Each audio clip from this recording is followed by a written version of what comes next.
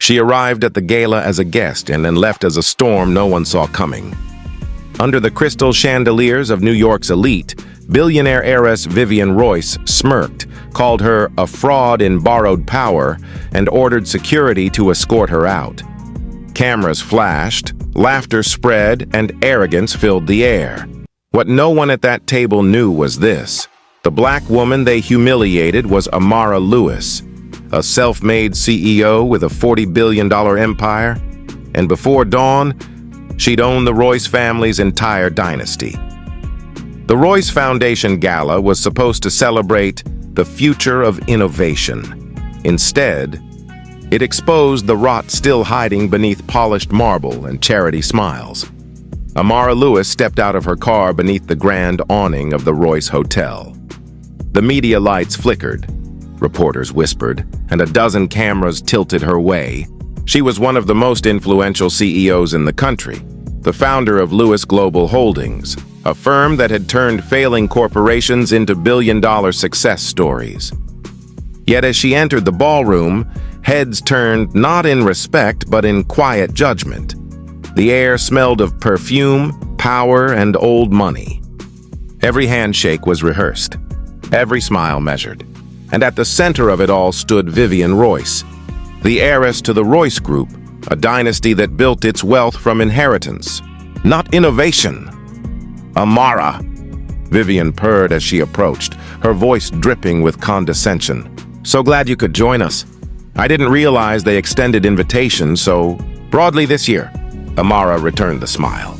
Progress looks broader every year. Vivian's grin thinned. Of course, but do try to stay within the guest area tonight. Security tends to confuse outsiders.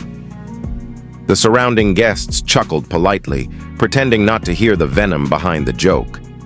Amara ignored the jab, heading toward the donor table. But whispers followed, fragments like new money, quota pick, and publicity guest.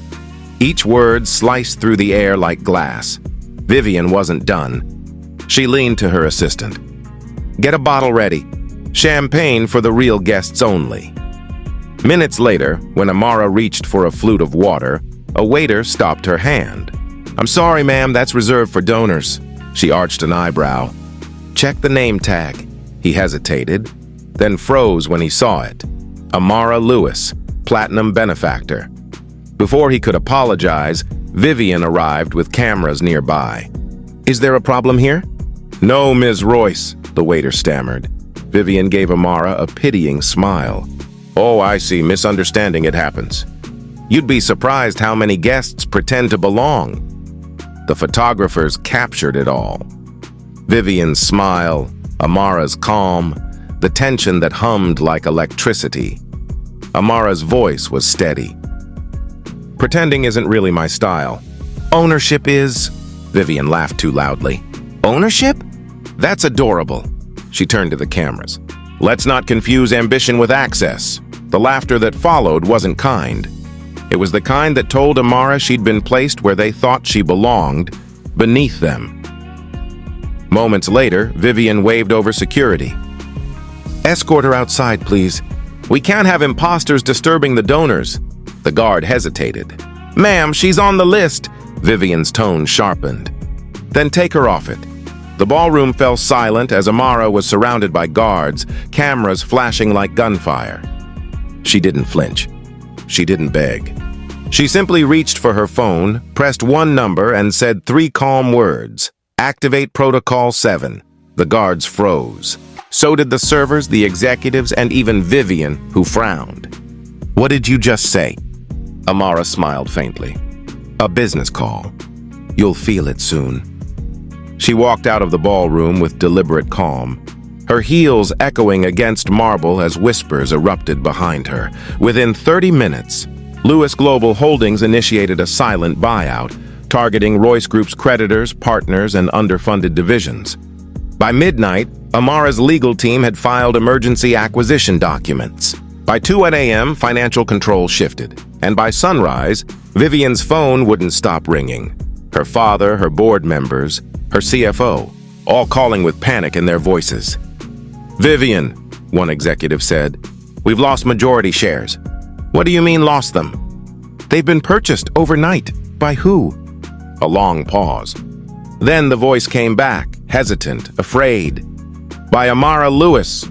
Vivian dropped the phone. Outside her window, the skyline glowed with morning light, but her family's empire was collapsing in real time. Within hours, news networks broke the story. Lewis Global acquires Royce Group in overnight takeover. Vivian stormed into the Royce Tower, boardroom only to find Amara already seated at the head of the table, calm, poised, unshakable. "You can't be serious," Vivian said. "This is my company." "Was," Amara corrected softly. "Now it's mine. This is revenge?" "This," Amara said, "is correction." Vivian's face reddened. "You'll regret this. You think power is a game you can buy?" Amara leaned forward. "You thought it was a birthright you could inherit." Silence consumed the room. Board members exchanged uneasy glances. The cameras outside the glass walls were already recording. Amara stood. "Last night you tried to erase me from a room full of people who preach progress. You reminded me that respect isn't always earned by merit. Sometimes it has to be taken." "So I took yours?" She handed a folder to the board secretary. "Effective immediately, all positions held by the Royce family are terminated. Staff will be retained under new contracts. Every discriminatory clause in this company's history erased." Vivian's voice cracked. "You can't just—" Amara cut her off. "I can, and I already have." She turned toward the press waiting outside the conference doors.